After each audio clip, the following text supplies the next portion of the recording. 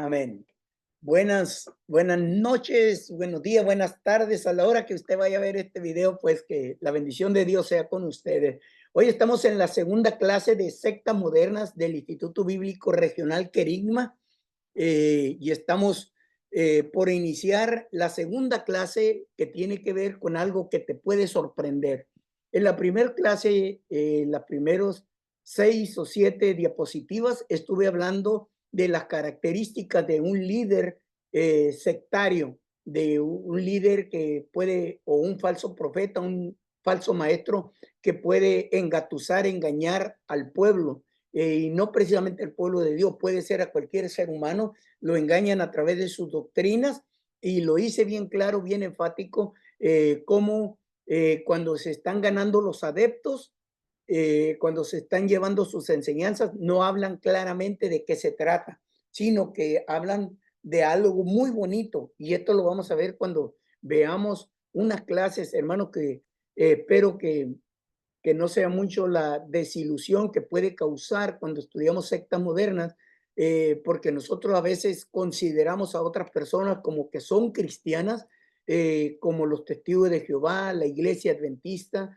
y decimos, pero es que ellos también mencionan el nombre de Jesucristo, la iglesia católica, apostólica, romana, ellos tienen a un Cristo igual que nosotros, pero cuando vamos a fondo a lo que dice la Escritura, esto no es lo que dice Asamblea de Dios, la iglesia cuadrangular, la iglesia bautista, no es lo que dicen cualquier denominación pentecostés o evangélica, no, sino qué dice la Biblia, qué dice la palabra. Entonces, es de ahí donde nosotros estamos viendo el por qué esos grupos religiosos no pueden ser grupos cristianos, como lo vimos, algo que está muy cerca de nosotros, el pueblo evangélico, el pueblo de Israel, lo que es el judaísmo, que nos llevamos la sorpresa que lastimosamente, de acuerdo a lo que dice el Nuevo Testamento, no es el pueblo de Dios. Ellos rechazaron al Mesías y hasta la fecha, hasta este momento, aceptan solamente a Jesús como un profeta, como lo fue Abraham, como lo fue Moisés, pero ellos no tienen a un Jesucristo como Señor y Salvador de sus vidas. Y todo aquel que rechaza al Mesías, lastimosamente, no puede estar en la presencia del Señor porque hay solamente un camino, una verdad y una vida. Esto es cuando estamos basando nuestra fe en la palabra del Señor. Por favor, lo siguiente que voy a hablar, quiero que usted lo vea a la luz del Nuevo Testamento o del Antiguo Testamento, que lo vea a la luz de la palabra de Dios. Nosotros los evangélicos, nosotros los protestantes, y así se nos puede llamar, nosotros los cristianos, tenemos un libro de la fe que no es el Corán, no es el Corán, no son los Vedas, no son otro tipo de libro doctrinal. Hermanos, no es como los testigos de Jehová que tienen otra escritura. Nosotros basamos toda nuestra fe en las Sagradas Escrituras. Y es ahí de donde nosotros sacamos la conclusión si son o no son cristianos, si se apegan a lo que dice la palabra del Señor. Quiero decirle que en la última clase que vamos a ver de secta moderna, vamos a ver varios grupos neopentecostales. Neopentecostales, es del pentecostalismo moderno, que aunque ellos mencionan al Padre, hablan de Jesucristo, hablan del Espíritu Santo, hablan de la Biblia, sí, están muy lejos de la verdad. Y uno tiene que conocer la palabra de Dios para saber qué es el pueblo de Dios, qué es la escritura, qué es lo que Dios nos manda. No todo lo que brille es oro, lo dije en la clase pasada. El mismo Satanás se viste como ángel de luz y engaña.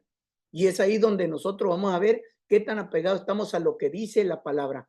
Y hoy por hoy vamos a estar viendo una clase que tiene que ver con algo que muchos de nosotros tal vez venimos de ahí, como lo es el catolicismo, la Iglesia Católica Apostólica Romana. Y lo vamos a estar analizando a la luz del Nuevo Testamento, a la luz de la palabra, del por qué se alejan de ser hijo de Dios. Recuerde, esto no es una observación personal, esto no es algo que lo enseña mi denominación.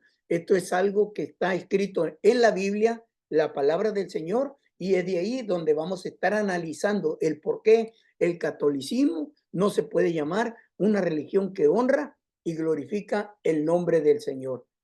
Quiero compartir con ustedes las gráficas, estas diapositivas que tenemos ahora, hermano, para la iglesia, el catolicismo apostólico romano. Y lo vamos a ir analizando.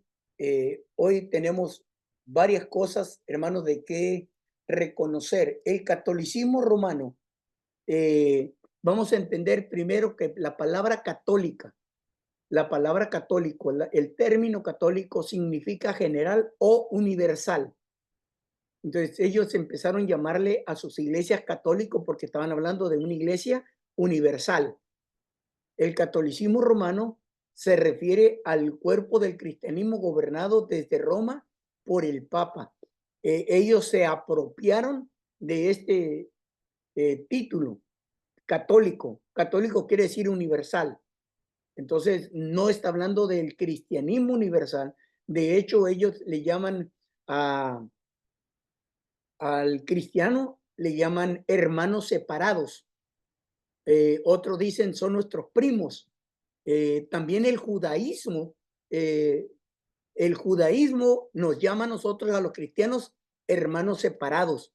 Y a los musulmanes, el judaísmo le llaman primos, son nuestros primos, pero no le llaman el término hermanos. Entonces, el catolicismo romano usaron este término católico exclusivamente para la religión que es guiada, gobernada desde Roma por el Papa.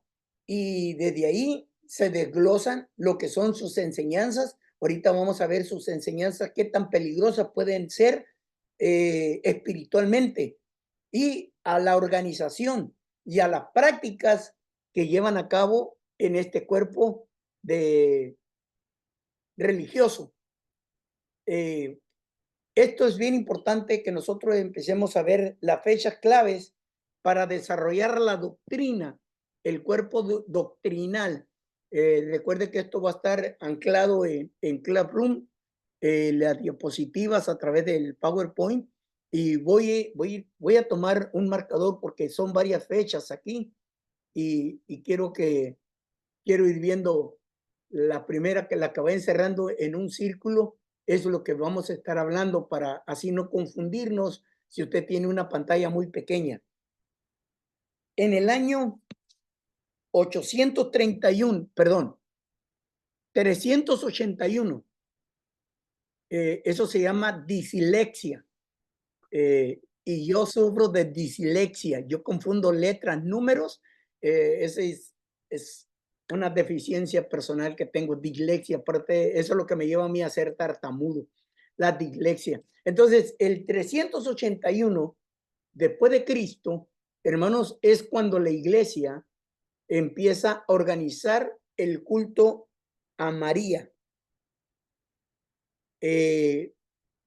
Antes, recuerde que más o menos el último apóstol que murió fue en el año 100, 102, 105. 100, el apóstol Juan se cree que fue de los últimos que fallecieron. Después ahí viene una época que le llaman los padres, la iglesia donde están los padres. Ese es bien interesante cómo los discípulos de los apóstoles defendieron la doctrina de los apóstoles. Estos padres del tiempo del año 200 defendieron a capa y espada la doctrina de los apóstoles. Y hasta ese tiempo no había ninguna actividad en el cual se le ofreciera un culto a la Virgen María, a la Madre de Jesús. Fue en el año 381 y esto fue en el concilio de Constantinopla, con un emperador llamado Teodosio el Grande. Él empezó ya a recalcar que era tiempo de que se llevara a cabo el acuerdo que se llevó en el año 325. O sea, más o menos estamos hablando de 325 a 380, son como 40 años más, ¿verdad? Más o menos 50, 60, 50 años, 50 y tantos años del año 325, cuando se llevó el concilio de Nicea a través del emperador Constantino, que él empezó a atacar la religión y la doctrina de Arrio en el concilio de Nicea. Después, eso fue en este año, hermanos, 325 en el concilio de Nicea, porque Arrio estaba enseñando que Jesús no era Dios. Él enseñaba Arrio, ya en el año 325, él ya estaba enseñando que Jesucristo no era Dios, que él fue un ser creado. Y eso lo vamos a ver en doctrinas modernas conforme vayamos pasando este curso, que esa doctrina de Arrio todavía existe y se la vamos a hablar en el curso en el debido momento con la clase correcta. Así que no voy a hablar mucho de Arrio porque eso lo vamos a estar repitiendo bastante en uno de estos días. Ya desde ahí, Constantino pelea junto con la iglesia, los obispos que él juntó en el año 325 por allá en Turquía, lo que es hoy Turquía, allí en Constantinopla.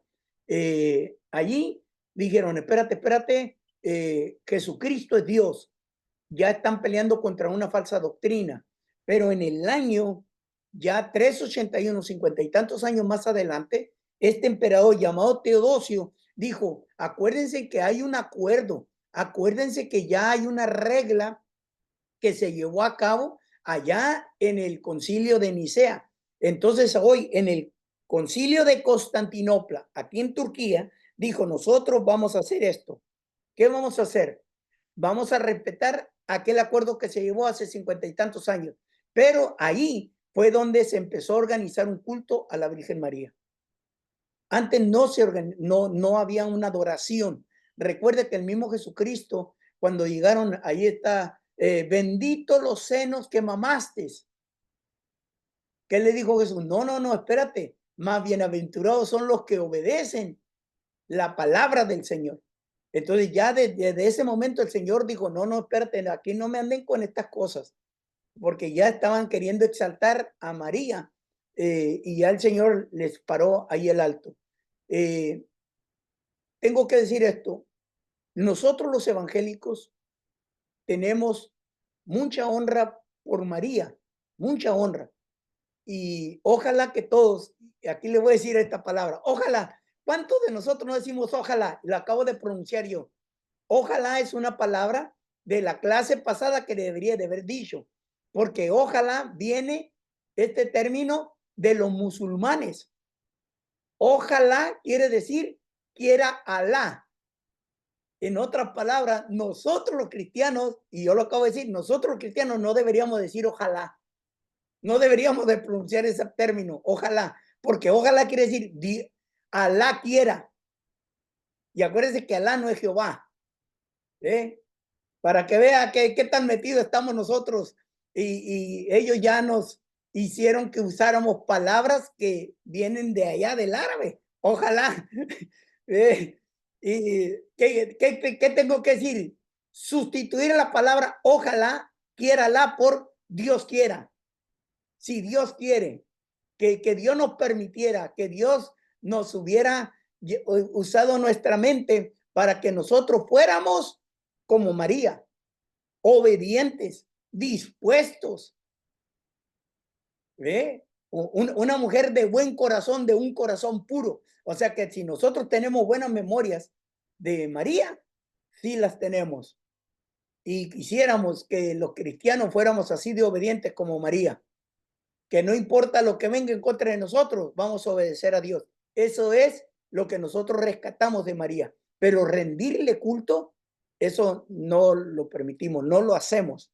Entonces ahí ya usted ya tiene la fecha para que lo vaya viendo, lo vaya grabando y vaya diciendo, ok, de esto se trata.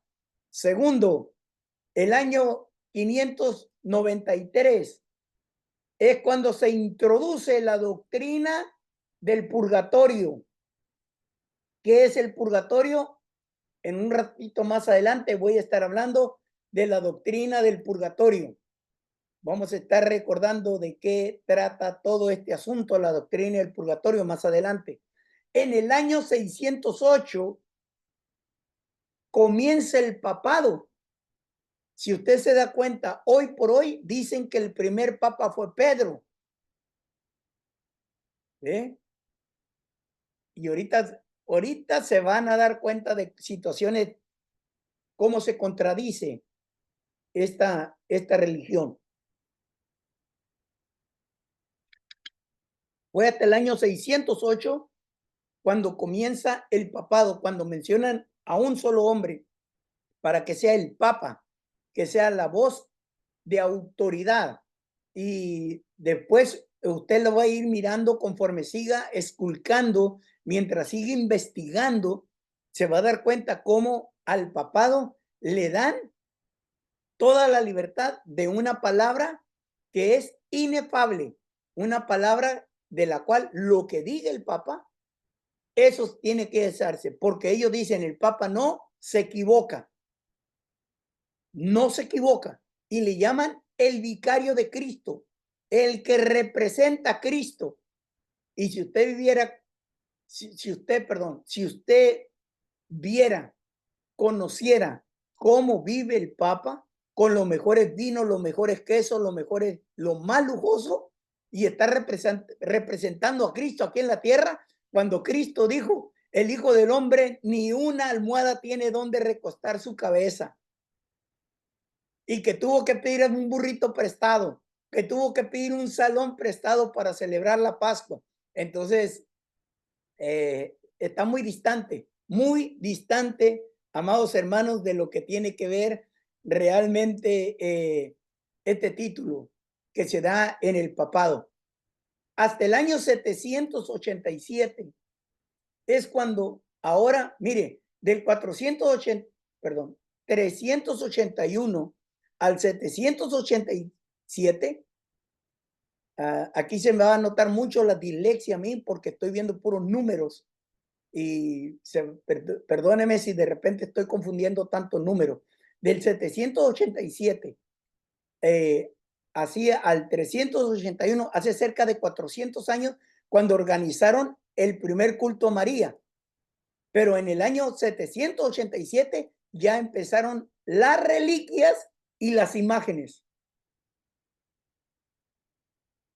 Mire, me gustaría llevarlo, pero le voy a hacer,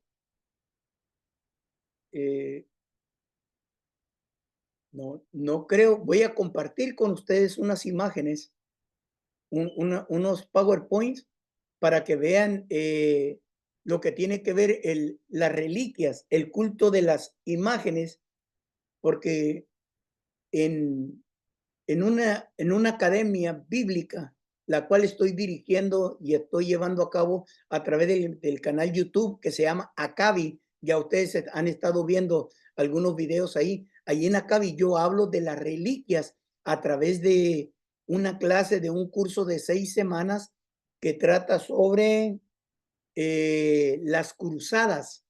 Y cuando hablo de las cruzadas, cómo la Iglesia Católica Apostólica Romana, a través de las cruzadas, empiezan ellos a tratar de evangelizar, pero no para evangelizar y llevar el nombre de Cristo para que todos sean salvos, sino para recuperar los lugares santos y las reliquias. Por eso usted ya se va a dar cuenta que las reliquias ya que toman fuerza, ya esto fue hasta el año 787, pero por allá en el año 320, 325, 330, la mamá de Constantino, se conoce como Santa Elena, esta señora, la mamá de Constantino, hizo un viaje especial a Jerusalén, y cuando viaja a Jerusalén, dice que se encontró 3 cruces de madera Entonces, ella quería saber cuál era la cruz de veras, la verdadera en la cual Cristo había muerto.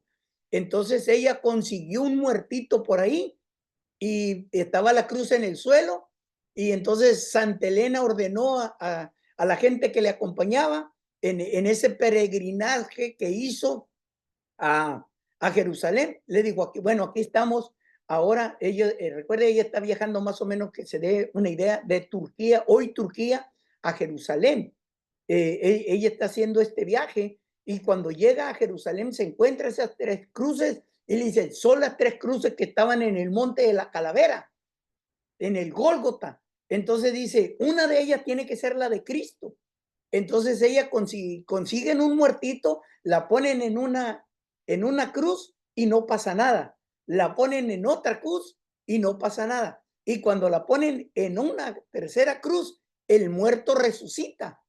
Entonces Santa Elena dijo, bueno, así es como se le conoce hoy Santa Elena, pero la señora Elena dijo, esta es la cruz de Cristo. Entonces ella se lleva esa cruz hasta Turquía, a Constantinopla, y Constantino, para quedar bien con los obispos, empezó a dar pedacitos de madera a todos los reyes, a todos los obispos, y allí están las reliquias ya, donde se empiezan a venerar, al grado de que hasta nuestro tiempo hay por ahí alguna reliquia de esa cruz que encontró doña Elena. Entonces, así es como empiezan las reliquias. En el tiempo eh, de las cruzadas, creo que fue en la primera, segunda, tercera, bueno, tercera o cuarta cruzada, no lo recuerdo ahorita. En uno de esas cruzadas van todos los soldados a pelear para vencer a los musulmanes y quitar las tierras que ellos han guardado y están tratando de destruir los musulmanes. Entonces, ¿qué dice la Iglesia Católica, Apostólica Romana? Dice, no, nosotros vamos a proteger los lugares sagrados. Entonces llegan estos soldados, los cruzados, se le llamaban los cruzados, tenían aquí en el pecho una cruz, por eso se identificaban como los soldados de Cristo. Y cuando llegan, los musulmanes los sitiaron en un lugar y ya no podían salir. Entonces uno de los obispos que está viajando con este ejército tuvo una revelación y le dijo que en tal lugar estaba la espada con la cual atravesaron el cuerpo de Cristo. Entonces encuentra la espada por una revelación en uno de los templos que estaban destruidos y a través de esa espada ellos vencen a los musulmanes y salen libres. Esa es una reliquia. De ahí de donde viene la reliquia. Todos esos objetos de los cuales, si usted es muy dado al cine, pues busque una película que se llama El Arca Perdida. Es una buena película de acción ya viejita, donde están buscando, esas son las reliquias, que se están buscando los objetos que tienen historia. También hablan del cáliz, el cáliz sagrado. Entonces también todo esto, películas de acción que los van llevando a encontrar esas reliquias. Hoy todavía hay reliquias. No hace mucho tiempo, la Iglesia Católica Apostólica Romana, de la cual estamos hablando hoy, tomaron a un joven en España y lo balacearon. Y hoy por hoy, esa camisa que está toda baleada, que está llena de sangre, hoy lo tienen como una reliquia, la Iglesia Católica Apostólica Romana. O sea que todavía el culto a las imágenes y a las reliquias lo tienen. ¿Por qué se vuelve una secta? ¿Por qué no es una religión que está pegada al cristianismo, a la Biblia? Porque le están rindiendo culto a las imágenes. Y la Biblia nos dice, porque hay un solo mediador entre Dios y el hombre, Jesucristo. No hay otro mediador. Y el culto a las imágenes es lo que se está usando. Por eso aquí voy a decir algo bien, bien fuerte, hermanos, bien fuerte. Si usted tiene familia, tengamos cuidado en la manera en que nosotros hablamos, pero tengamos cuidado de cómo nosotros nos expresamos y cómo nosotros vamos hablando. Pero en el culto a las imágenes, hermanos, aquí es hacer algo que la Biblia nos prohíbe. La Biblia nos dice, no consultéis a los muertos. Toda persona que ya falleció no es para que nosotros estemos hablando con ellos. Y el culto a las imágenes se va y se le pide a San Pedro, a San Pablo, Santa Catalina, ¿qué otro nombre podemos decir? Ahí se le está mencionando y ese es el culto. Y las reliquias ya se están adorando. Todavía van católicos porque me tocó mirarlo cuando nosotros vamos a donde está la tumba de Jesucristo. Tengo que decir esto, en el pueblo de Jerusalén, en Israel, hay dos sitios históricos que todavía no llegan de acuerdo los arqueólogos ni las religiones. Hay dos lugares, uno donde dicen que está la tumba de Cristo, donde la iglesia católica va, y allí está una roca grande, una plancha, y esa es una reliquia. La gente católico, apostólico romano llega y venera esa roca. Llegan para rendir adoración porque dicen, ahí estuvo el cuerpo de Cristo. Ese es un lugar, está dentro de una cúpula, dentro de un templo. El otro lugar de donde se encuentra es muy cerquita del Monte de las Calaveras. Está ahí también una tumba donde si usted es turista también puede llegar y puede entrar. Entonces, esos son dos lugares, como le puedo decir, que todavía no se sabe cuál es el verdadero, pero hoy por hoy dicen, esta es una reliquia. Entonces van y ofrecen honores. De eso se trata, amados hermanos, el culto a las imágenes y a las reliquias. Ya en el año 1000 empezó, ya en el año 1000 ya estamos en la Edad Media. Empieza la canonización de los santos. Ya es cuando se empiezan a canonizar. Usted debe de saber esto. Voy a abrir la pantalla para que se dé una idea. La Iglesia Católica Apostólica Romana hasta este día sigue canonizando. Recuerden que la palabra canonizar viene del término canon, que es una regla, que es para medir. Entonces, canonización quiere decir que ellos miden la personalidad, el carácter moral, espiritual de una persona y si da la medida, entonces dice, este no era normal, este era más santo que los demás mortales. Y es de ahí cuando ya los elevan, donde la gente ya le puede pedir. Usted sabe, hay una canonización ya real del indito Juan Diego. Ya se le prende veladora, ya está canonizado. ¿Y cuál es la sorpresa? Que San Diego no existió. Juan Diego no existió. Es una mitología. Y lo tienen canonizado.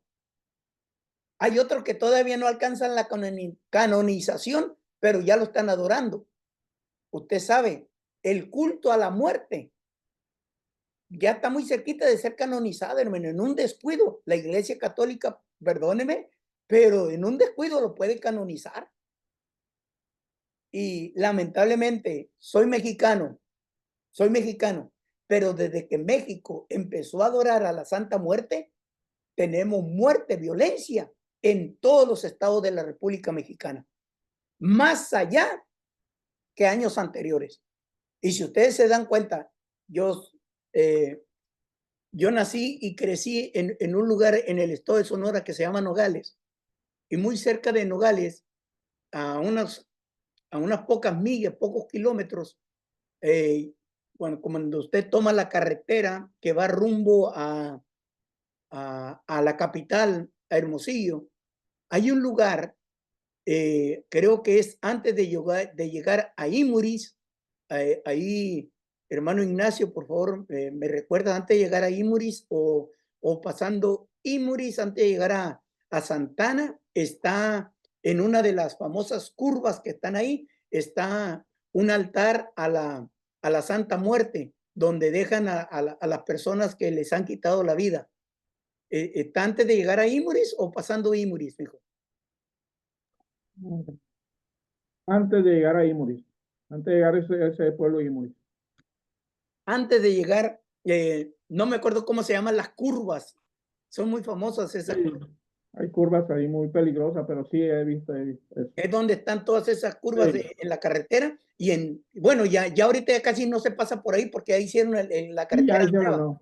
Ya hicieron la nueva, pero antiguamente allí está un altar a la Santa Muerte, grandísimo, creo que son unos 3 o 4 metros.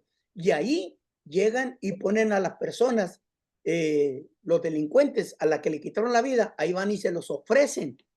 Esa es la adoración. Entonces, la canonización es mirar que tiene un nivel diferente y lamentablemente, hermanos, la Santa Muerte, yo no estoy diciendo que la iglesia ya la canonizó, no, pero ya el mayor grupo de quienes la adoran o la veneran son católicos. O sea, es este grupo. Entonces, ¿por qué no es considerado un grupo cristiano? Porque quitaron a Jesús, el único que merece honra y gloria, para poner otros ídolos, para poner otros seres. Entonces, esa es la razón por la cual la iglesia católica, amados hermanos, no puede ser una iglesia cristiana.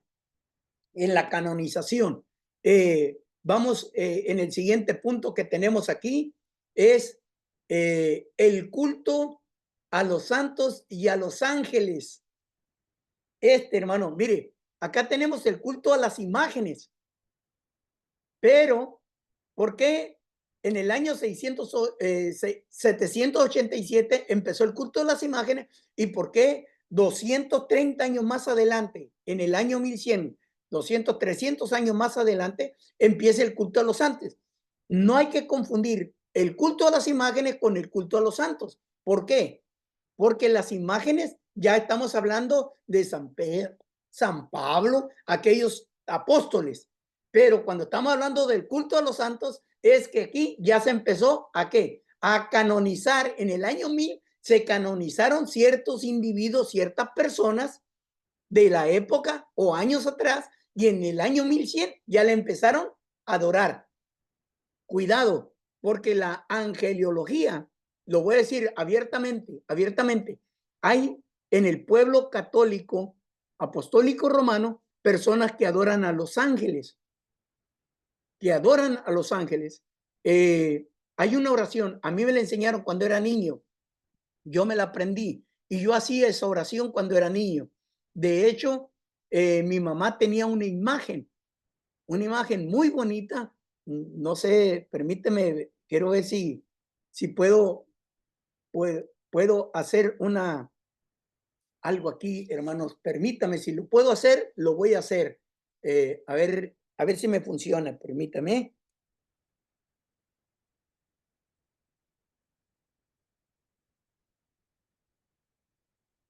Permítame.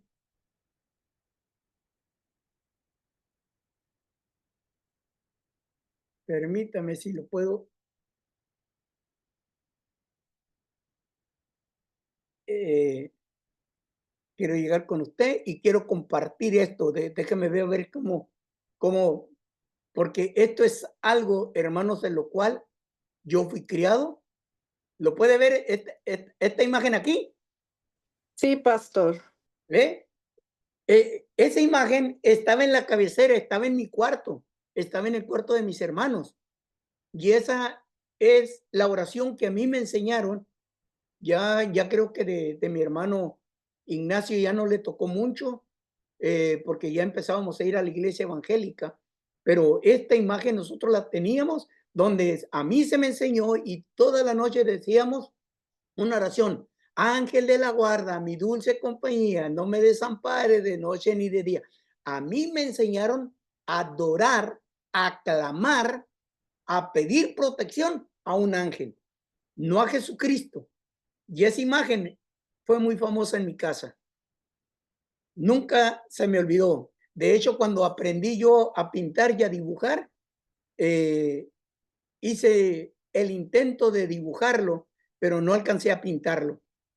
Pero fue uno de los primeros intentos que hice de esos dibujos, de ese puente, de ese niño, el ángel de la guarda. Entonces, amados hermanos, lo que estamos viendo cuando se analiza la angeliolatría, adorar a los ángeles. No podemos pedir, hermanos, a los ángeles. Tengo que decirle esto me duele, esto golpea mi vida, porque muchas veces cuando muere un ser amado nuestro, porque traemos esa raíz de esta doctrina, muchos de nosotros, cuando muere uno de los nuestros, decimos, ya tenemos un ángel que nos cuida en el cielo. Me lo dijeron a mí, cuando murió mi mamá, cristianos, cuando me vieron que estaba llorando, cuando yo miré a la carroza, al carro fúnebre donde llevaba el cuerpo de mi madre, y yo estaba mirando cómo el carro se iba alejando, grupos de hermanos me abrazaron ahí mientras yo derramaba lágrimas y me decían, hermano, gracias a Dios ya tiene un angelito en el cielo que lo cuide. Mire, yo tenía toda la doctrina aquí, toda la teología para decirle, cállense, no digan tonterías, burradas, porque cuando un ser amado nuestro muere, no se convierte en ángel. Y ustedes y yo hemos oído y hemos sabido de personas que van y oran a ellos y le piden, por favor, ayúdame a tomar una decisión. Eso no es permitido bíblicamente, hermano. Cuando una persona muere, ya murió. Esa persona ya no está enterada de nosotros, ni nos va a cuidar, ni va a interceder por nosotros. Entonces, ¿por qué la Iglesia Católica Apostólica Romana se convierte en una secta? Porque quitan a Cristo como el único mediador y ponen santos, imágenes, reliquias, ángeles y todo ser, hermanos, y lo usan como un intermediario. Amén, hermana Patti. Pastor, bueno, dos preguntas en una, a lo mejor tres, pero ¿qué opina usted de las personas que usan cruz en el cuello, en pulserita, en los aritos, pero no cruces vacías, ¿verdad? Y las otras que cuando yo he visto que en Semana Santa clavan peticiones en la cruz y después esos papelitos los queman. Las iglesias cristianas, algunas. Eso. Buena pregunta. ¿Mm? Buena pregunta. Muchos han criticado a la iglesia evangélica porque usa cruces. Voy a hablar en lo que veo, lo que conozco. La iglesia cristiana no adora la cruz. No adora la cruz. La iglesia cristiana, el evangélico, el protestante, el evangélico no trae crucifijo. Es muy diferente el crucifijo a la cruz. En el crucifijo traemos a Jesús todavía crucificado. En la cruz es solamente un símbolo. Y hemos sido criticados porque dicen, es que el pueblo evangélico no debe de traer una cruz, porque fue el lugar de tortura.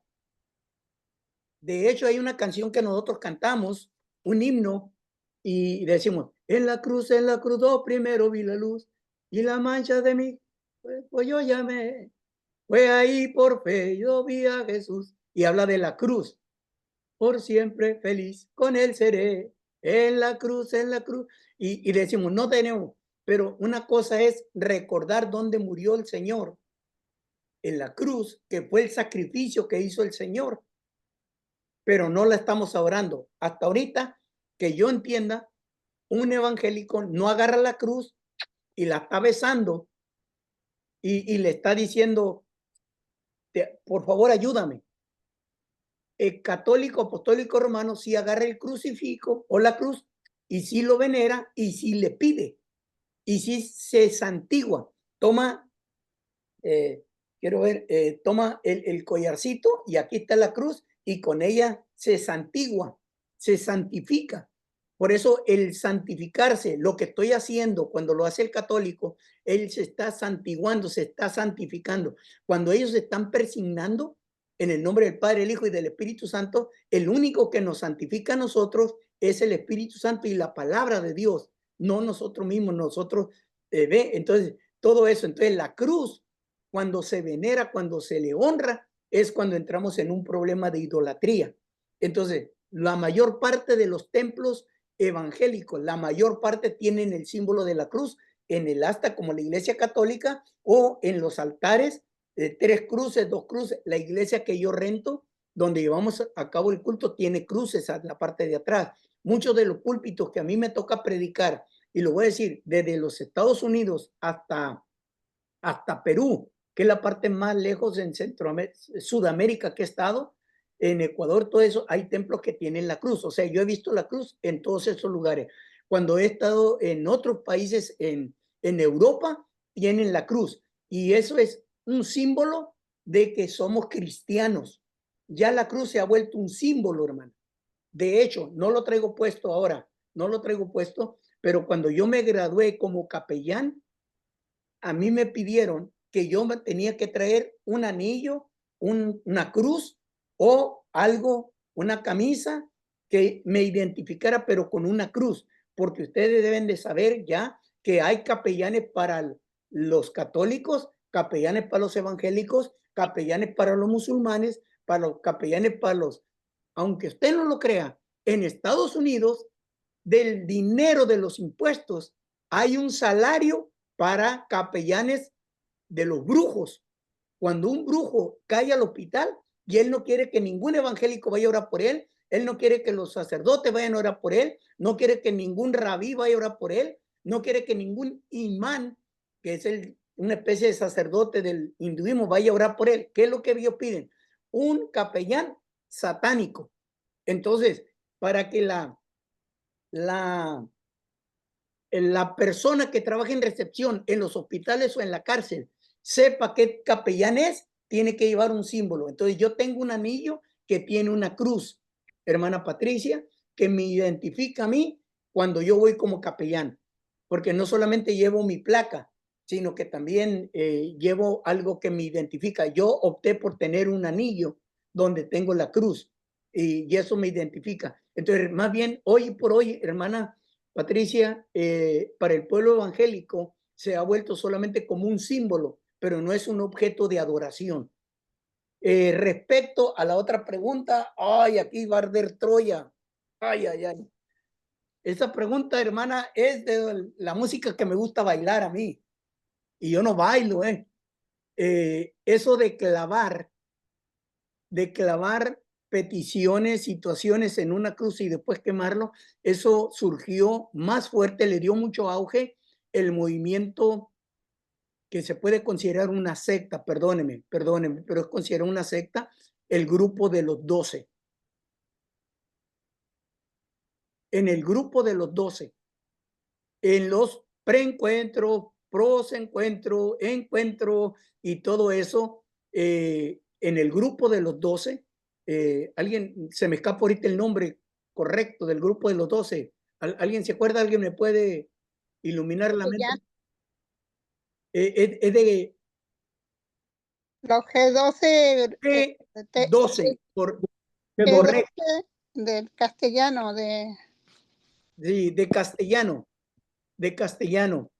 G12, el famoso G12 vino a darle mucha euforia en los preencuentros, antes de ir al encuentro y posencuentro, ellos hacían un tipo de rito donde la gente tenía que escribir su pecado y llevarlo a la cruz y luego en un tipo de ceremonia, después tomaban aquellos papeles y los quemaban para decir que eran libres. Déjeme decirle, la Biblia dice que si confesaras a Jesús como Señor y Salvador de tu vida, vas a ser salvo. Entonces, hay muchos ritos que no entran, hermano. Y eso lo vamos a ver en sectas modernas en la última clase.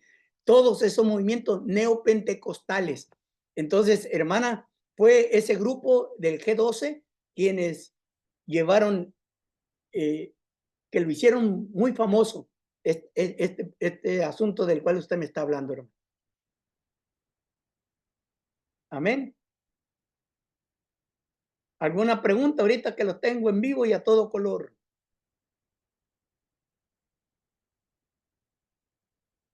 Ya. Amén, hermano Aarón. Sí, porque como hablaba eso, a mí me tocó participar en eso. Yo tenía poco y en iglesia me tocó participar en la iglesia respecto a eso. Eso, pues por mí fue ignorancia, ¿no?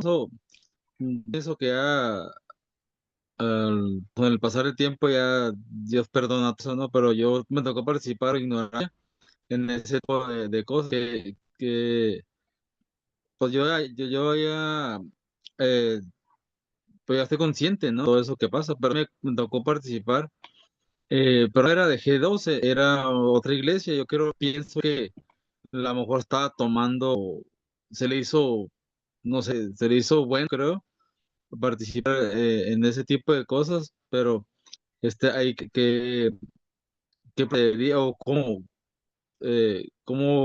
usted, yo pienso que fue por ignorancia, ¿no? Ahora tengo abierto mi mente más despierta. Amén, hermano Aarón. Gracias por participar, gracias por su testimonio. Lo vamos a tratar más a fondo esto cuando estemos en la última clase de cómo usa el enemigo las artimañas y engaña al pueblo de Dios, hermano. Y muchas veces, debo decirlo de esta manera, muchas veces el pueblo evangélico lo hace en buena fe. En buena fe. Otros sí fueron vivos, fueron abusivos, porque cada preencuentro, encuentro y posencuentro había que pagar, al menos aquí en los Estados Unidos. Y los pastores hicieron un dineral como usted no se imagina. Y era un abuso. Entonces, lo vamos a tratar más a fondo. Pero gracias, hermano Aarón, por su participación. Y realmente sí, muchas veces uno comete errores, hermano, aún cuando estamos dentro de la verdad. Recuerde que a veces nosotros también nos equivocamos como seres humanos, inconscientemente. Entonces es ahí cuando nosotros reconocemos, le pedimos perdón a Dios y Dios nos perdona. Dios nos perdona, hermanos. Y entonces, la ignorancia bíblica es lo que nos lleva a hacer ciertas cosas, hermano. Y gracias a Dios porque Él perdona y nos guarda, nos rescata y nos ayuda a vivir en la libertad que Él nos ha prometido. Hermana Marlene, miré su mano levantada. Sí, lo más que quería comentar que yo también, pues yo era nueva, en el cristianismo, y recuerdo que hicimos eso también en la iglesia con una pastora, otra pastora que pues me imagino que la conoce, pero no voy a decir nombre. Pero yo tampoco no, pues habían personas que pues no, que no, como que no participaban, pero como yo era nueva, nos dijeron que pusiéramos, no me acuerdo exactamente que fue porque fue hace muchísimos años, nos dijeron que escribiéramos algo y que lo fuéramos a clavar en la cruz. Pero yo lo hice porque, como dice usted, ignoralmente, que su pueblo padece por falta de sabiduría, yo no sabía nada, pero ahora que lo sé, gloria a Dios por estas clases, pues jamás lo haría. Porque sí me recuerdo, no me recuerdo si había algunos hermanos que no lo hicieron, pero sí se formó como un problema después de ese que hicimos, pero yo nunca, pues, como le digo, yo era nuevecita, era una bebé, no entendía mucho, no sabía mucho. De Sí, hecho, creo que si no hubiera tomado estas clases, para mí, si me dicen que lo hiciera otra vez, yo lo volviera a hacer, porque son cosas que sí se practican. sí, son situaciones, hermana. Sectas modernas es lo que trata. La última clase vamos a hablar a fondo de esos detalles, hermano, de cómo a veces no nos damos cuenta y empezamos a hacer cosas que no son bíblicas, son antibíblicas, son anticristianas. Por ejemplo, vamos a hablar así rapidito, hermano, porque necesito regresar a la Iglesia Católica Apostólica Romana, porque es el tema de hoy, pero la iglesia pare de sufrir, una iglesia brasileña que se estableció en muchos lugares. En México no se pudo establecer fuertemente, pare de sufrir, como con todo el auge, porque el movimiento Asociación Religiosa en el Distrito Federal se levantaron para decirle al gobierno, no permitas que esto pase. Y amigos personales, amigos míos, estuvieron luchando en México para que esa secta de pare de sufrir no tuviera el auge que tuvo en los Estados Unidos o en otros países. Pero allí practican brujería, hechicería. Y que si estoy diciéndote esto es porque, como dijo mi papá, si tiene los pelos en la mano y puede decir que la burra es parda, es porque tiene los pelos en la mano, ¿estás seguro? Hermanos, yo no voy a estar hablando simplemente por hablar, me debo al ministerio, soy pastor, soy maestro, hermanos, y si voy a hablar de esto es porque he seguido los estudios, hemos hecho los estudios con otros compañeros, hermanos, no depende de lo que yo pienso, dependo de lo que me han enseñado y de lo que dice la Escritura. Así que gracias, hermanos, pero esa es la situación que nos lleva a nosotros a practicar brujería o hechicería en las iglesias, principalmente neopentecostales, hermanos, que a veces no nos damos cuenta que eso no es correcto. Usted se va a sorprender en la última clase. Yo le pido, si está en buena salud y está vivo, que no falte a la última clase porque se va a sorprender.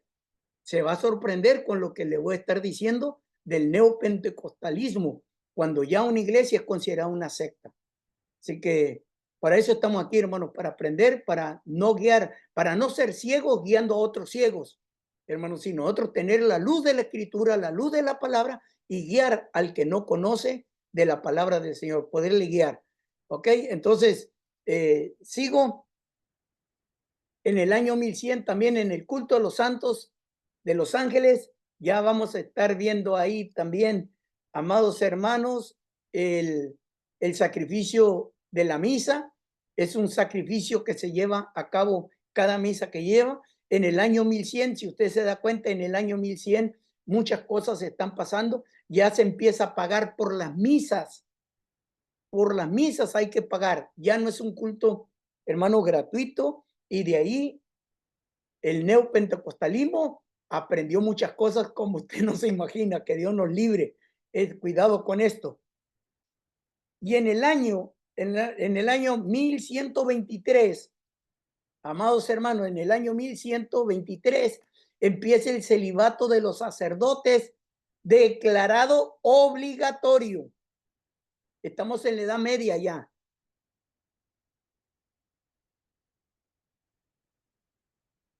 Mire, tengo un libro académico. No es un libro que le van a vender en el aeropuerto ni en cualquier librería. Esto lo venden en librerías especiales, librerías que se dedican a vender libros de religión.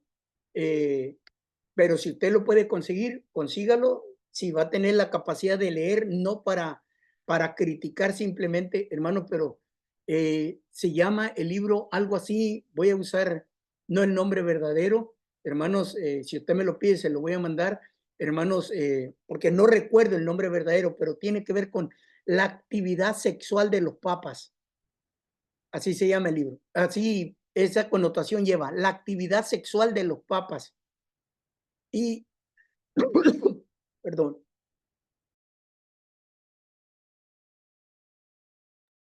En ese libro se habla de cómo al iniciar la Edad Media, ya los gobiernos, la membresía, se están dando cuenta que los obispos de la Iglesia Católica Apostólica Romana y los papas ya eran muy sinvergüenzas, muy sinvergüenzas.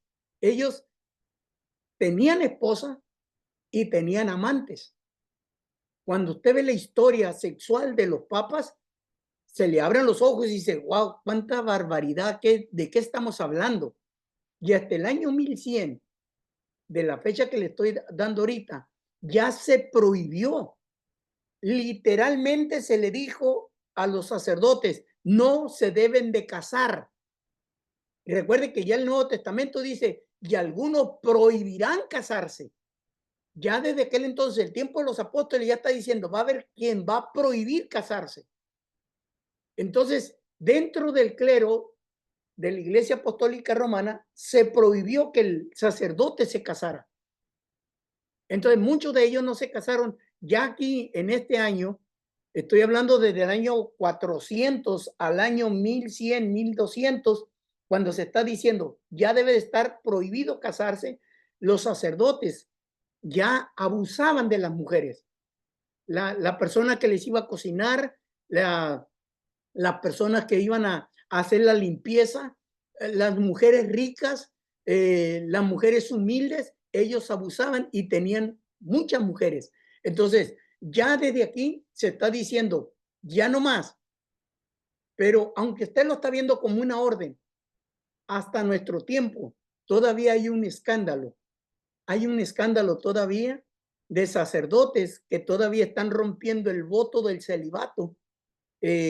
Como es bien conocido el caso del padre de Miami, yo se lo estuve presentando en la clase de ética, que él rompió, y no es el único, hay muchos que han roto, porque ese pacto o ese voto, más bien es un voto de celibato, es decir, no vamos a tocar mujeres, pero estamos viendo él mismo, este padre del cual me estoy refiriendo, el padre que encontraron en Miami, él habla mucho del homosexualismo dentro del sacerdote, del sacerdocio, debo decir. Está muy descarado el abuso de los niños. Entonces, porque ellos van en contra de la naturaleza del ser humano, en contra de la naturaleza del hombre, de la mujer. Entonces, cuando ellos dijeron, hasta aquí va a ser, hermanos, hay en la historia muchas aberraciones de este grupo. Cuando la Biblia le dice que el hombre es bueno tener a una mujer como compañera. De hecho, el apóstol Pablo dijo, nosotros tenemos derecho a tener una compañera. Y luego mencionó, dijo, así como nuestro hermano Pedro. La Biblia menciona al menos 2 veces que estuvo casado, ¿verdad? 2 veces, uno cuando Jesús le sana a la suegra a Pedro y otra vez cuando Pablo dice, así como nuestro hermano Pedro tiene su mujer. Esas son las 2 veces que dice la escritura. En los libros de historia se dice que Pedro tenía una hija llamada Petrolina. Entonces ya se habla de una hija, pero esa es la historia, no es algo bíblico. Entonces, si para la Iglesia Católica Apostólica Romana Pedro fue el primer papa, pues el primer papa de la Iglesia Católica Apostólica Romana estaba casado. ¿Ven? Estaba casado. Entonces, ellos rompieron con todo eso cuando metieron el celibato. Entonces, ya ahí se les caí, hermanos, su punto doctrinal. Pero, ¿por qué vino el celibato, hermano? Por una serie de aberraciones sexuales que se está llevando en el clero. Con esto no estoy diciendo, hermanos, que otros líderes de otras religiones no han cometido pecado, no han cometido errores y horrores. Sí, en todas las religiones, en todas las religiones, pero no es el caso del cual me estoy refiriendo para echar toda la carga solamente al clero católico apostólico romano. No, que no se me escuche ni se me entienda de esta manera. Solamente estoy tratando que dentro del clero, ¿por qué vino esa regla o hacer ese voto del celibato? Fue porque había mucho descaro, mucho desorden sexual dentro del clero. ¿Alguna pregunta, hermanos, antes de pasar al siguiente? Y sirve que me hidrato la garganta.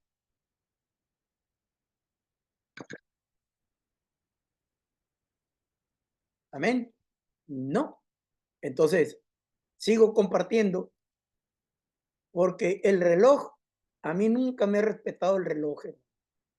El reloj hace lo que le da la gana y me sigue marcando las horas. Lo dijo aquel falso profeta, reloj no marque las horas. Y a mí no me hace caso tampoco. Ahorita vamos a ver que en el año 1160 habla de los 7 sacramentos. Lo vamos a ver.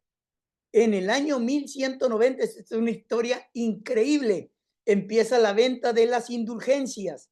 Ya en este tiempo es cuando aparece Martín Lutero.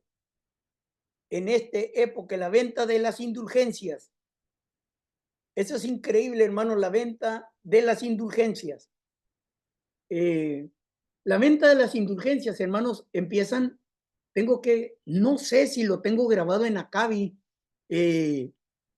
las cruzadas, no sé, hermano, por eso no me atrevo a decir, hay que ir a mirarlas. Yo entiendo que di la clase en Auxilio Divino, pero no sé si están grabados en Acabi. Pero en las cruzadas, en la venta de las indulgencias, mire, como nadie quería ir a la guerra, Entonces el Papa habla con los reyes, con los dos reyes, el occidente y el oriente, es como se conocía, lo que tiene que ver con Roma y con Inglaterra. Entonces llegan a acuerdo el Papa con estos dos regiones grandes y con estos reinos, y le dice, dame soldados porque tenemos que cuidar las reliquias, tenemos que cuidar los lugares sagrados, pero nadie quería ir. Entonces el Papa ofreció, vamos a decirle que toda persona que vaya a la guerra, número uno, ya desde que se alisten al ejército, están perdonados todos sus pecados. Entonces, un cruzado iba a la guerra porque todos sus pecados ya iban a estar perdonados. O sea, ve, ya se están vendiendo las indulgencias. ¿Cómo se está vendiendo aquí? Ve a pelear, defiende la fe católica, apostólica, romana, vamos a proteger los lugares santos y todos los pecados que tú no hagas, que tú hagas, ya te son perdonados. Entonces, mucho quisiera, no tengo el tiempo, hermano, para explicar las cruzadas, pero una de las aberraciones más grandes que hicieron los papas, hablando con los reyes para llevar a los hombres a la guerra, para que se hicieran las cruzadas, usaron el temor y hablaron siempre del infierno. El infierno. Entonces los hombres tenían un gran miedo al infierno. Entonces decían, no, pues yo me voy a alistar al ejército, al fin y al cabo que mis pecados ya están perdonados. Desde ahí ya están las indulgencias en los cruzados. Después vemos que Martín Lutero es un sacerdote. Martín Lutero no se quiere ir de la Iglesia Católica. Eso grábelo bien usted. No se quiere separar de la Iglesia Católica. Lo único que quiere hacer Martín Lutero es limpiar, consagrar, hacer o reformar, como se le conoció, hacer una reforma de decir, estamos mal, tenemos que enderezar nuestro camino. Por eso él escribe 95 tesis y las clava en la iglesia de Gutenberg. Ahí están. ¿Para qué? Para decirle, en todo esto estamos mal, tenemos que reconocer que estamos mal, tenemos que cambiar. Pero el papado lo rechazó y lo persiguió. Y él se fue y se refugió en una iglesia en Inglaterra y vivió huyendo. Pero Martín Lutero no quería separarse. ¿Por qué? Le dijo, mire, el Papa tenía un gran reto, quería construir una catedral y ya no tenía dinero. Entonces dijo, vamos a vender indulgencias, y traían un botecito, y un obispo, un sacerdote llamado Juan Tetzel traía el botecito, iba por las calles y le decía a la gente, en cuanto caiga tu moneda de oro al fondo y se oiga cling, tu familiar se va a ir del infierno. ¿Recuerdan ustedes? La Iglesia Católica Apostólica Romana tiene parte de su liturgia que cuando muere una persona, rezan por ella por 9 días, le llaman novenario. Entonces ellos están rezando y luego, ahorita lo voy a tratar, que más adelante ellos están diciendo, es que queremos que salga su alma del purgatorio y del limbo. Entonces decían, pero cuando ellos están hablando de un alma atrapada en el infierno, decían, en cuanto caiga la monedita, se va a ir. Escúcheme, solamente voy a adelantar poquito. Es lo mismo que hace la iglesia de los mormones, que hoy en día los mormones se bautizan por los muertos. Por ejemplo, yo voy a decir, si uno de mis tíos no murió siendo cristiano, entonces yo, como soy mormón, voy y me bautizo en el nombre de mi tío, y entonces mi tío ya va a ser salvo porque yo me bauticé por él. Entonces, así es parecida a la iglesia de la indulgencia, de todo esto. En cuanto caiga la moneda, la persona va a ser libre y va a irse al cielo. Entonces, esa era la venta de las indulgencias. En cuanto caiga aquí. Entonces Martín Lutero dijo, no, nosotros somos salvos por la fe, por la gracia. Nosotros somos fe por la fe y por la gracia de Dios, no por la obra. Entonces, es de ahí donde separan a Martín Lutero, lo corren, pero Martín Lutero no se quiere ir. Y si usted se va a dar cuenta, Martín Lutero también está involucrado en la vida sexual. ¿Se acuerda que hablábamos del desorden de los sacerdotes? Martín Lutero tiene una historia media escandalosa en su vida sexual. Pero eso no lo hablan, permíteme.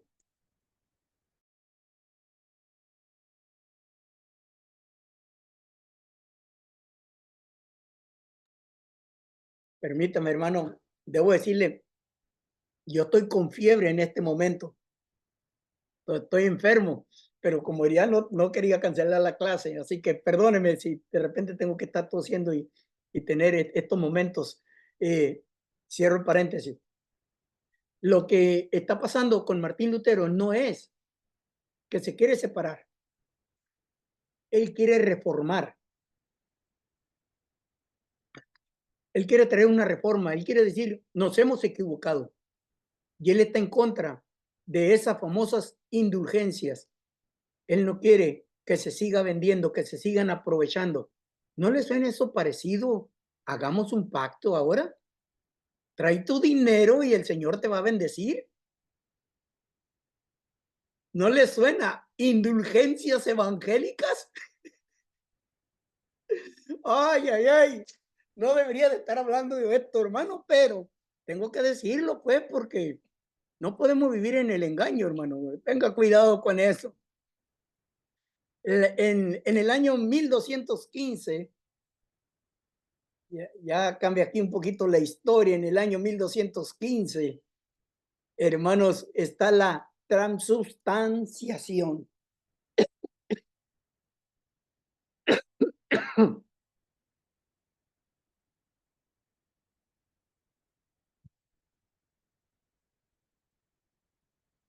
Esto es bien delicado.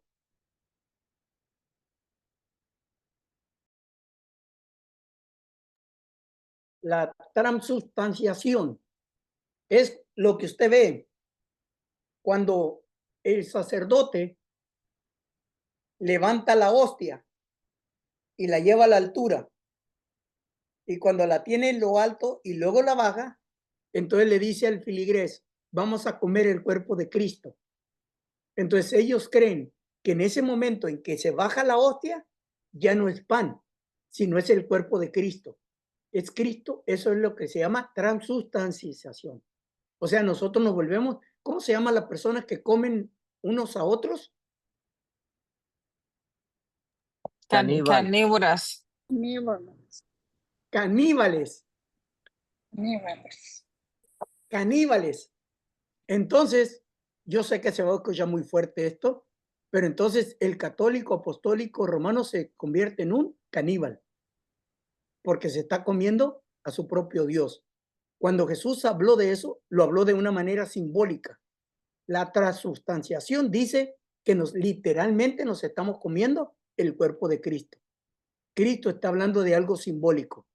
El vino que usted toma en la copa, en la Santa Cena o en la comunión, no es la sangre de Cristo. No se convierte en la sangre de Cristo. Es algo simbólico. Solamente estamos recordando lo que Jesús le dijo a los discípulos. Este es mi cuerpo y es mi sangre. ¿De qué está hablando? De un sacrificio. Que Jesús iba a ser crucificado, que Jesús iba a ser perseguido, que Jesús iba a ser odiado. O sea, por eso le dijeron los discípulos, Señor, queremos ser los primeros y bla, bla, bla. ¿Y qué le dijo Jesús? Si bebieren la misma copa, entonces, ¿qué está hablando? Si ustedes están dispuestos a sufrir, entonces van a participar de mi reino. La copa y la comunión nos está hablando de participar del sacrificio de Cristo, no precisamente de comernos la carne ni de beber su sangre, porque no somos caníbales. Entonces, la transubstanciación nos lleva a eso, hermanos, a comer el cuerpo de Cristo. Y tengo que pasar a la siguiente, hermanos, porque tenemos todavía bastante y el tiempo sigue corriendo. Fue el año 1215 cuando vino la confesión auricular. donde ya se puso aquel cuartito, donde ya la persona va a hablar con el sacerdote para confesarle los pecados. Debo decirle esto, la Biblia habla, esto, la Biblia habla que nosotros debemos confesarnos los pecados unos a otros. La Biblia habla de esto. La Biblia dice que cuando tú tienes un pecado, que tú puedes buscar un pastor, un buen hermano en la fe y decirle, hermano, acabo de cometer un pecado, ora por mí. Eso es bíblico. De eso habla de la confesión, de confesar pecados unos a otros. Pero sí tengo que ser bien claro con esto. No le confiese su pecado a cualquier persona porque esa persona puede destruirlo. Puede ser chismoso y después le va a andar diciendo a todos su vida íntima, su vida personal. Pero usted sí puede buscar a alguien que le ayude cuando usted va a confesar su pecado. Pero ellos lo hicieron confesión auricular. Entonces, es cuando empezamos, o sea, yo me confieso ante Dios Padre, y Dios Hijo y Dios Espíritu y bla, bla, bla, bla. Entonces, es ahí cuando empieza en el año 1215 que ellos se apropian prácticamente de esta doctrina. En el año 1229, no me vio la bebé, en el año 1229 está prohibido que los laicos lean la Biblia. ¿Por qué empieza hasta el año 1229, hermano? Porque antes la Biblia no estaba para que la leyera la gente. No había muchas traducciones. Ahora que la Biblia está siendo traducido, entonces prohibieron que la gente leyera la Biblia. En el estado de Sonora, en México, de donde yo vengo, no sé hasta dónde, en otros lugares, se nos decía a nosotros que toda persona que leyera la Biblia se iba a volver loca. Dice, se vuelven locos porque leen la Biblia. Entonces, era un libro prohibido para el laicado, para los hermanos. Entonces, la Iglesia Católica en el año 1229 prohíbe leer la Biblia. En el año 1303 ya no hay salvación fuera de la Iglesia Católica. Perdón, ya no hay salvación fuera de la Iglesia Católica. Eso lo vamos a ver en muchas sectas. En el año 1439, el purgatorio es declarado un artículo de fe. Ahorita le explico el purgatorio. Creo que todavía tenemos tiempo. En el año 1546, la tradición tiene el mismo valor que la Biblia. Vea esto, la tradición. Ahorita voy a hablar un poquito de la tradición. Tiene el mismo valor que la palabra de Dios. Hay que tener cuidado porque muchas sectas modernas neopentecostales usan la tradición pentecostal, la tradición evangélica y la ponen al mismo nivel de las Sagradas Escrituras. Hay que tener cuidado con eso. No me voy a detener mucho, pero el pueblo neopentecostés hasta critican que la pintura, que el pelo largo, que la falda, que esto y que aquello y que lo otro, y lo hacemos de lo mismo, que si el hombre trae barba, que si el hombre trae el pelo largo y que si esto y esto otro, cuidado, porque no podemos poner tradiciones de hombre o dogmas al nivel de la palabra del Señor. Hay que saber diferenciar. En el año 1854, ahí ya empieza la doctrina de la Inmaculada Concepción de María.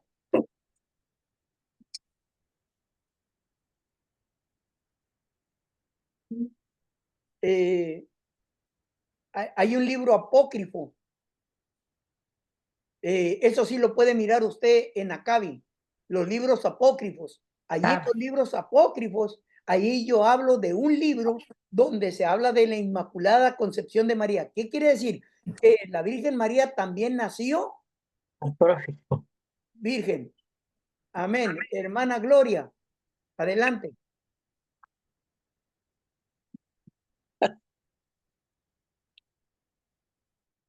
No le escucho. No, hermano, nomás me equivoqué. Ah, no hay problema. Todos nos equivocamos, hermana.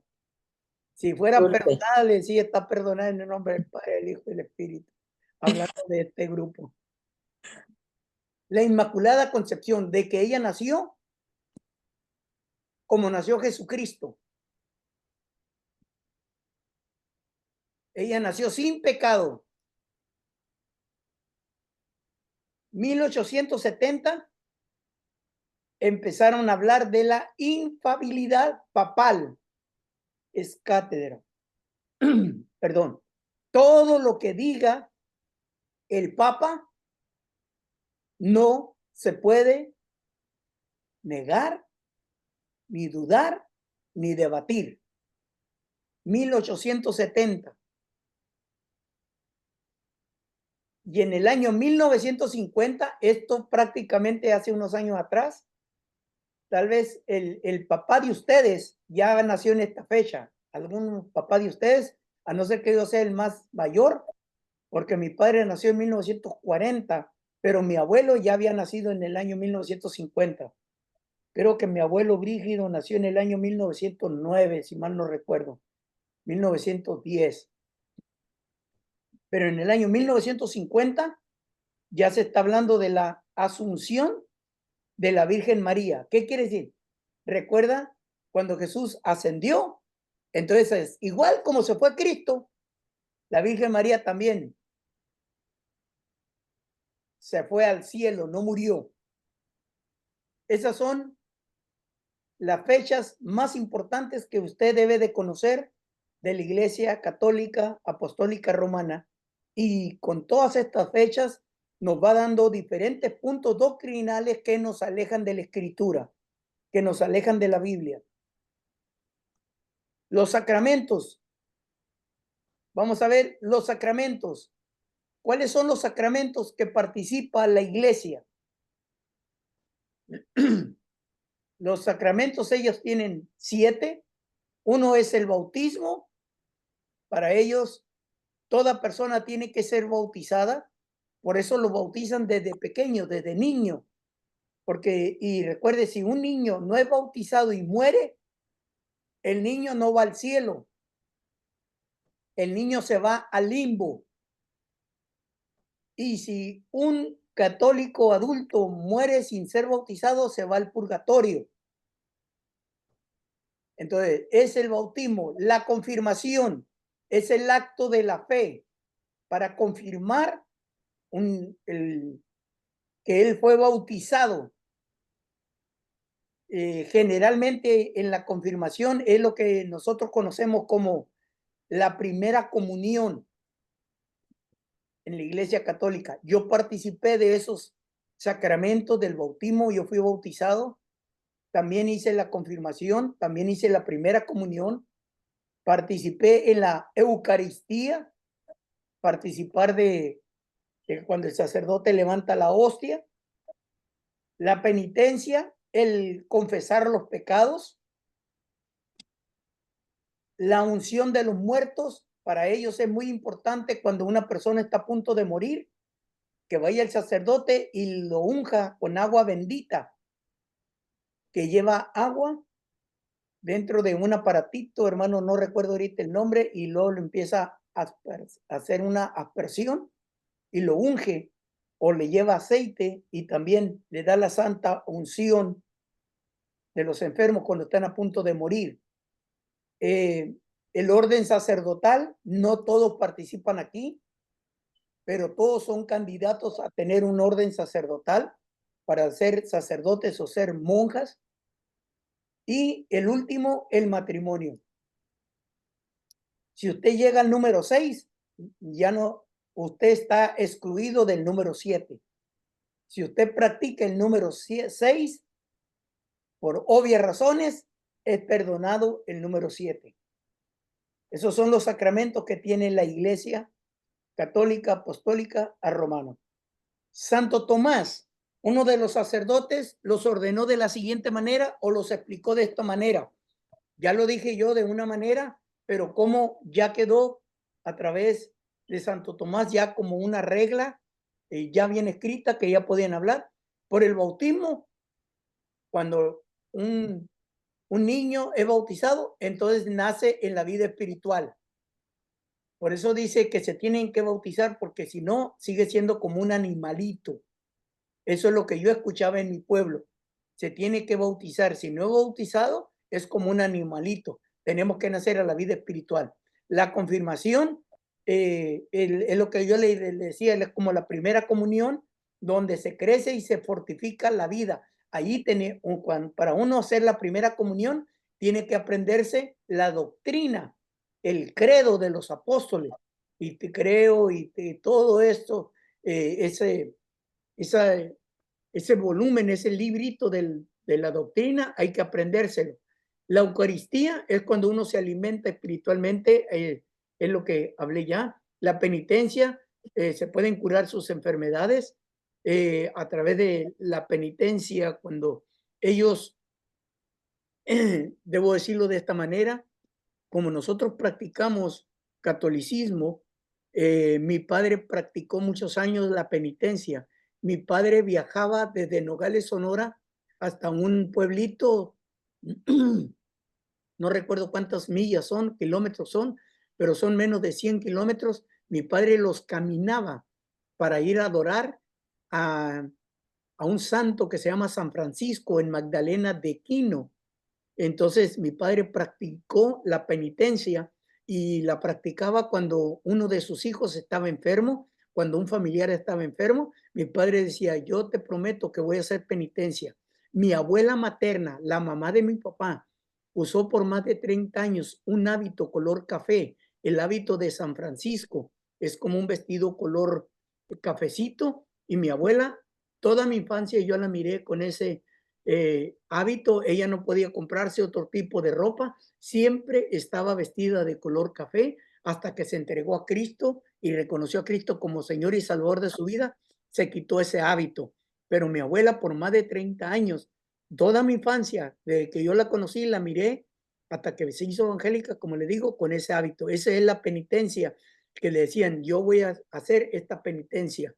La unción por los enfermos, ya lo hablé, y en medio de los dos sacramentos que son sociales es el orden sacerdotal para poder servir al pueblo, y el matrimonio, cuando uno hace esa sociedad con una pareja a través de la iglesia y el civil.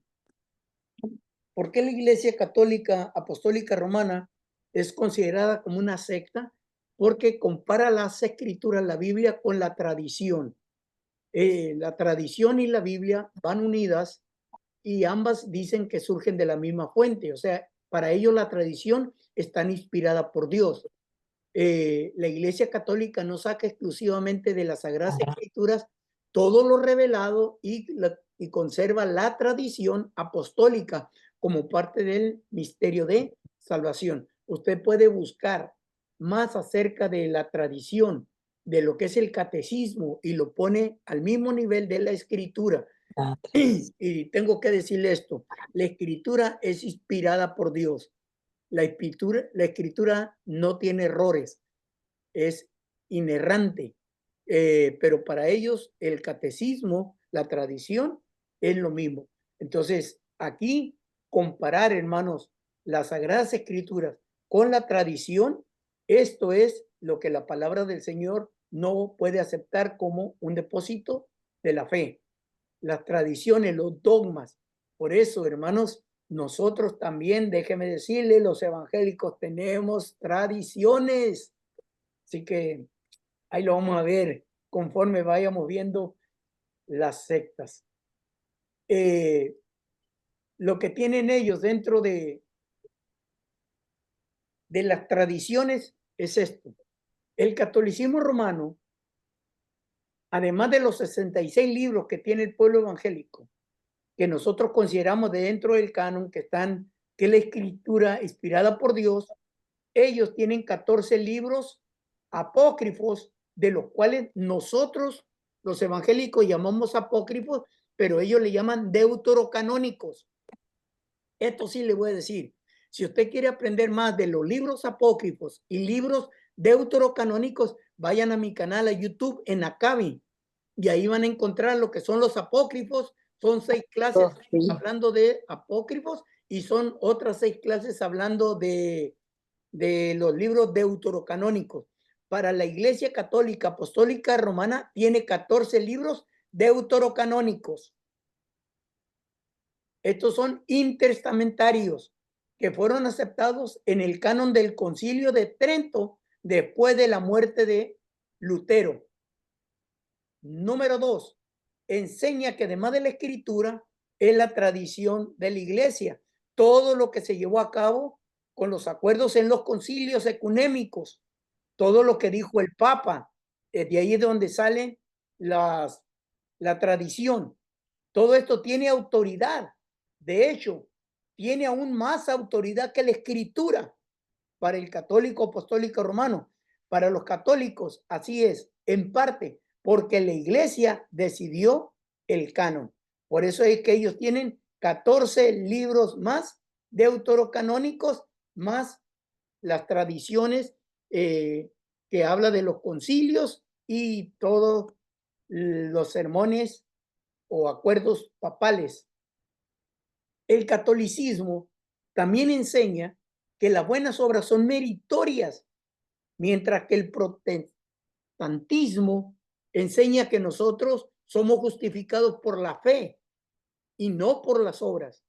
Somos justificados porque tenemos fe en el Señor, aunque por supuesto nosotros también hacemos nosotros hincapié en las buenas obras.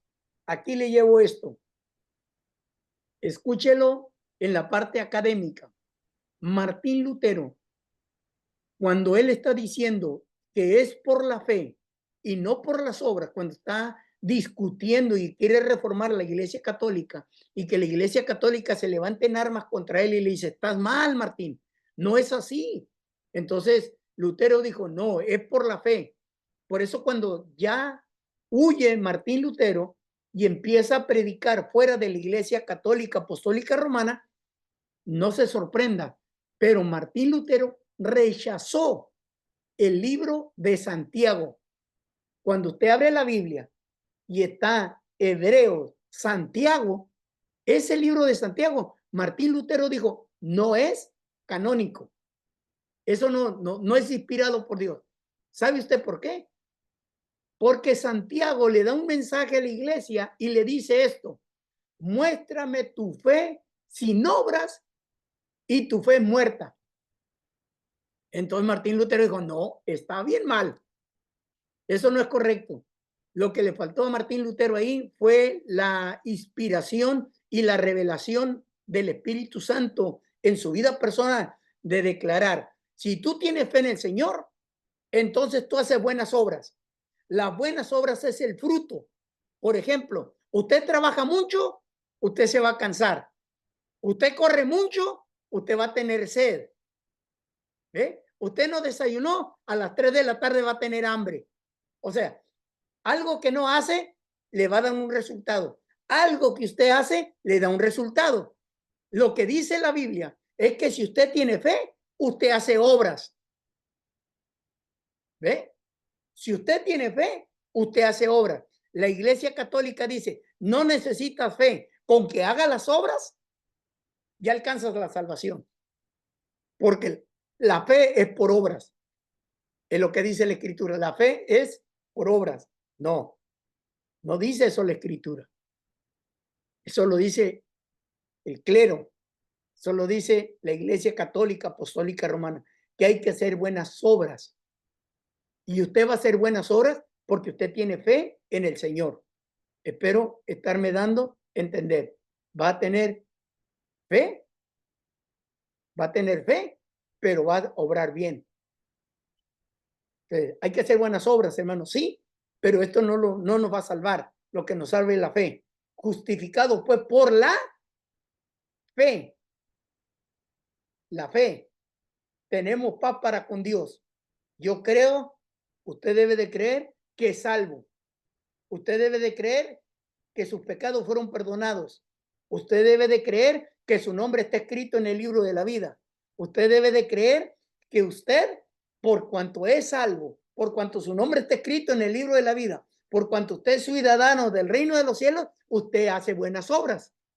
¿Ve la diferencia? Entonces ellos dicen, no, es por obra. Entonces, esto nos lleva a nosotros a analizar estos detallitos que ellos hablan. Las obras de misericordia, dar de comer al hambriento.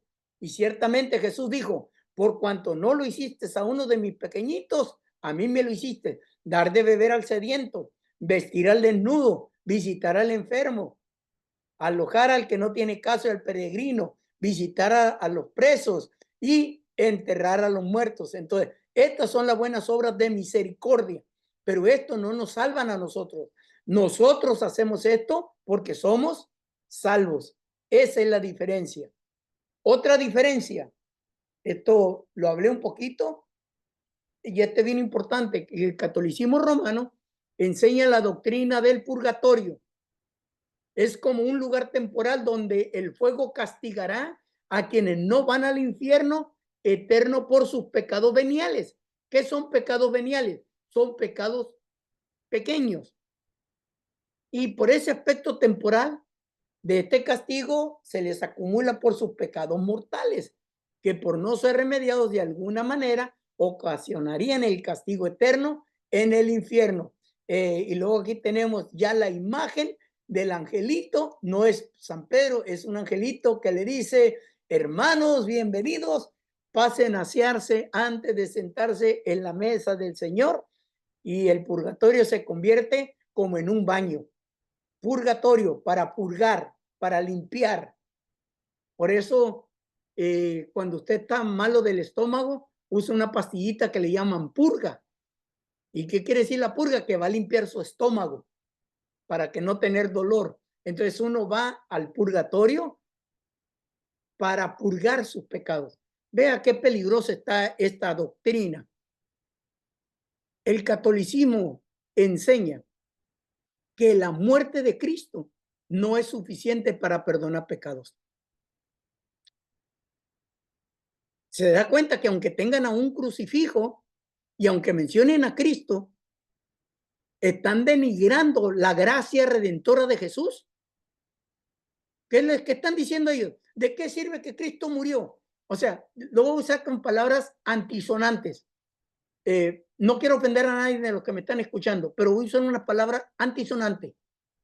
De acuerdo a la doctrina del purgatorio, qué tonto fue Cristo al morir en la cruz del Calvario por los pecados, si había otra forma de ser limpios mandando a la gente al purgatorio sin necesidad de que él fuera a la cruz del Calvario. Qué tonto Jesús. Eso es lo que dice la doctrina. O sea, a Jesús le faltó cerebro. Entonces, ¿para qué fue Cristo a la cruz del Calvario? ¿A qué fue a morir? Esto me enciende, hermanos. Esto me enoja, porque están blasfemando contra tu Salvador. Cristo fue a morir y cuando él estaba en la cruz dijo: consumado es. Todo está terminado. Todo está terminado. El velo del templo se rasgó. El Señor dijo que aquel que le recibiera, el que confesare sus pecados, abogado tenemos para con el Padre Jesucristo el justo. La sangre de Jesucristo, su Hijo, nos limpia de todo pecado. Esta doctrina enseña a decir: oh, es que no te va al infierno, no, al purgatorio. Entonces, por eso usted va a mirar que cada año el católico que es fiel, que ama a su familia, cada año paga una misa. Recuerda que ya en el año 1000 ya empezaron a cobrar por las misas. Entonces ellos dicen: yo no quiero que mi tata esté en el infierno, yo no quiero que mi abuelo esté en el infierno, ni esté en el purgatorio. Entonces, hace 5 años que murió, entonces ahora voy a ir a pagarle al sacerdote. Y hacen una misa. ¿Para qué? Para que salga pronto del purgatorio. Entonces, ¿se da cuenta? El vivo todavía sigue pagando aquí. El muertito todavía está purgando en el infierno. Y lo que hizo Jesús, y me acerco así para verme escandaloso, molesto. ¿De qué sirve el sacrificio de Cristo? Esa es la burla del evangelio. Eso es lo que hizo el judaísmo, se burla del evangelio porque no acepta a Jesús como Señor y Salvador de su vida. Esto es lo que hace la Iglesia Católica, que no acepte el sacrificio perfecto de Cristo en la cruz. Entonces, por eso hay que mandarlo al infierno, al purgatorio. ¿Ve? Son detalles, hermanos, que muchos de estos detallitos tan pequeños no nos lo enseñan a nosotros como católicos. Yo fui católico y a mí esto no me lo enseñaron. A mí me enseñaron que había que pagar, porque cuando nosotros éramos católicos, mi mamá todavía pagó misas para sacar a mi nana Chalita o Chana Rosario, a su mamá, sacarla del purgatorio. ¿Ve? Ya no fue así con mi tata Brígido porque ya éramos cristianos, pero antes mi mamá le pagaba al sacerdote. Hace 3 años que murió mi abuelita allá en un pueblito que se llamaba Esqueda, en Sonora, en otra frontera. En Nogales no recuerdo haber ido a pagar una misa, pero allá sí me acuerdo, en Agua Prieta. Había que pagar. ¿Por qué? Porque ya murió mi nana Rosario. Pero nunca me enseñaron que Jesús había muerto por nosotros, que Jesús ya había pagado el precio. Entonces, eso nos lleva, hermanos, a decir por qué el catolicismo apostólico romano viene a ser una secta, porque rechaza la verdad del evangelio. Amén. ¿Alguna pregunta, hermanos? No estoy enojado, hermano, no estoy molesto. Nomás me incomoda porque tengo un Salvador que nos amó. No, que se entiende esto, no estoy enojado con los católicos, ¿ok? No estoy enojado con ellos. Mucha de mi familia participa de esa religión. Estoy en contra de la doctrina, de lo que enseña, de cómo engañan a mi gente. Adelante, mi hermano Aarón. Corrija si hay una corriente respecto al ecumenismo. Hay muchos cristianos están juntándose o aceptando que es el catolicismo. Esos también ya vienen pues, prácticamente participando, ¿verdad? en todo lo que el catolicismo dice. He visto varios, pues se dicen cristianos, eh, juntándose, congregarse con el catolicismo. Eh, el ecumenismo también viene a ser eso, ya ando también la secta, o sea, cristianos, yendo a iglesias católicas y aceptando todo lo que se hace ahí, también participan también de la secta, entonces yo, ¿no? Tengo que ser bien específico con eso. Es una muy buena pregunta. ¿Qué pasa con el ecumenismo? Cuando se juntan todas las religiones, principalmente con la Iglesia Católica.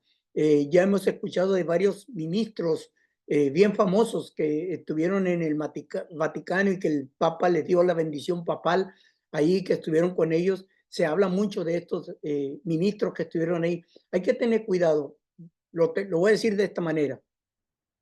Yo he predicado, perdón, así como usted lo va a escuchar, en Iglesia Católica en Fresno, California. Yo he predicado con la Virgen de Guadalupe, ese ídolo de más de 3 metros detrás de mí, porque el sacerdote de una de las iglesias de aquí de Fresno me invitó a dar una conferencia para los padres, para los matrimonios. Y yo ya había trabajado con matrimonios de esa congregación, dando consejería y dando conferencias en eventos de ellos, y solamente iba como orador. Pero una vez el padre me dijo, quiero que vengas a dar a que nos prediques. Y fui y le prediqué sobre la familia. Entonces yo tenía, eso no me identifica a mí con ser ecuménico. Yo no comparto la fe con ellos.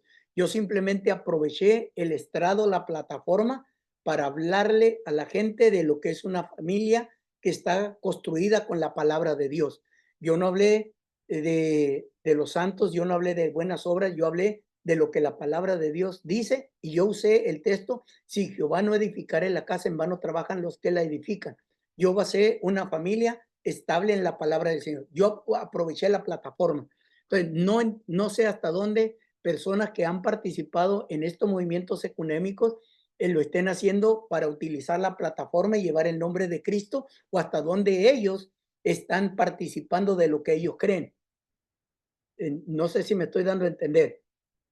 Por ejemplo, yo he tenido miembros en la fe en nuestra iglesia que han muerto su papá o su mamá o su tío, y su familia son católicos, y cuando van a sepultar a la persona, antes de llevarla al panteón, al cementerio, la llevan a la iglesia católica. Entonces, como pastor, yo he ido con mi hermano en la fe, porque mi hermano en la fe dice, pastor, es que lo van a llevar a la iglesia católica, yo no quiero entrar. Entonces yo le digo, yo voy a ir contigo y vamos a entrar. ¿Por qué? Porque tu pueblo, tu familia está dolida. Entonces yo voy junto con ellos. ¿Qué es lo único que no hacemos? Que cuando están participando de la Eucaristía, cuando ellos están rezando, cuando ellos están hablando del el rosario, yo no estoy rezando lo que ellos están diciendo, no estoy participando de ellos. Yo simplemente estoy ahí con la gente que está dolida, con la gente que está lastimada en el momento. Ese es mi acompañamiento con ellos, pero no estoy participando. Por eso la pregunta, hermano, sí es un tanto delicada, porque no sé cuál fue el propósito que usó un evangélico para estar ahí. Me gustaría saber el propósito del por qué estuvo ahí. Pero en un movimiento ecuménico, cuando yo estoy de acuerdo, cuando yo le digo, ok, vamos a orar todos juntos, lo voy a decir de esta manera. Cuando sucedió el ataque del 11 de septiembre, hubo aquí en los Estados Unidos una unidad muy grande que se elogió, que se habló muy bien. Yo lo vi mal, personalmente lo vi mal.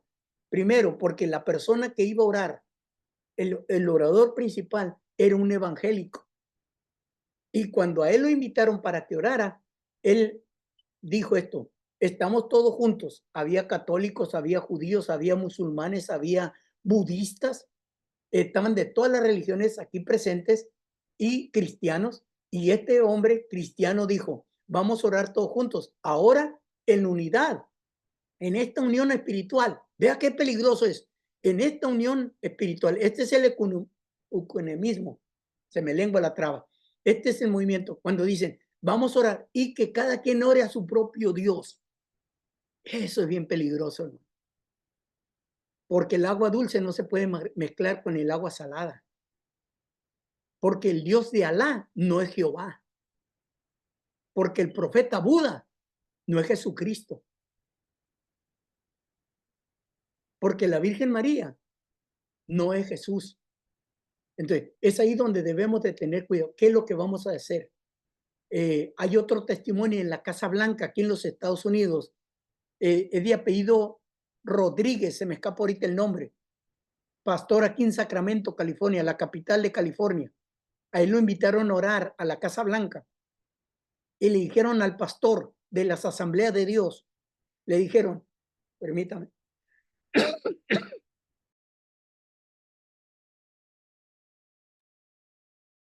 le dijeron, creo que es Samuel Rodríguez, pero de apellido Rodríguez, le dijeron, ¿vas a orar? Allí había musulmanes, budistas, católicos, de cualquier religión. Le dijeron, por favor, no menciones el nombre de Jesús. Estamos hablando de ese movimiento ecuménico, hermano. No menciones el nombre de Jesús. Había mucha gente ahí. Entonces, él aceptó y él usó la plataforma de la Casa Blanca para anunciar las buenas nuevas. Y después de que oró, él nomás decía, Dios, trae paz a nuestro pueblo. Dios, trae tranquilidad a nuestra gente. Dios, guía a nuestros líderes. Y al final, usted sabe que nosotros decimos, y en el nombre de Jesucristo, o en el nombre del Padre, del Hijo y del Espíritu Santo, amén. Es como nosotros oramos. Entonces él dijo, y en el nombre que es sobre todo nombre, amén. Y la gente ni cuenta se dio que mencionó el nombre de Jesús. En el nombre que es sobre todo nombre, llámese Buda, llámese San Francisco, llámese San Pedro, el nombre que es sobre todo nombre, amén. Ahí, hermano, está una unidad, pero él está sacando la diferencia. Samuel Rodríguez sacó la diferencia, pero en el otro, del 11 de septiembre, no sacó la diferencia. Entonces, ¿cuál es la razón por la cual nosotros usamos una plataforma? Entonces, sí hay que tener cuidado. Yo puedo estar con mi familia que es católica.